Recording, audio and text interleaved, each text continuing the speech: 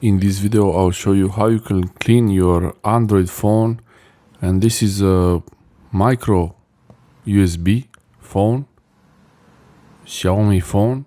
And also the most important thing about cleaning your phone is that you can also clean the speaker grill and the microphone grill. If you have calls and someone tells you they can't hear you well, or you can't really hear from your phone very well, it might be a little bit of cleaning fluid from previous cleaning or water going in the speaker, and then you have to just let it sit a bit to get dry.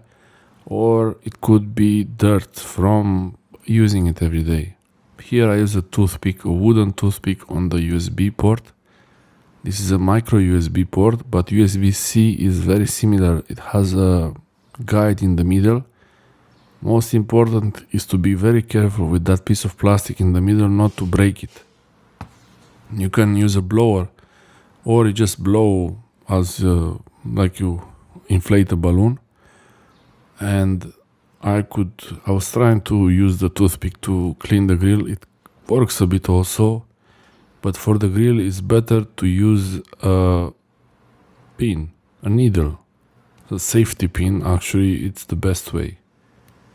And first I was trying to use the toothpick, but eventually I decided to use the safety pin. The reason is that the safety pin is thinner and it fits better in these grills of the microphone and the speaker. But you have to be really careful not to press it too much inside.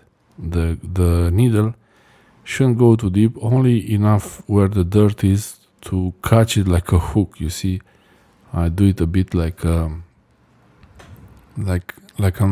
reason I'm doing this is because I'm trying to remove the dirt from there. I don't try to damage it. And even spinning it a bit actually removes most of the dirt from there.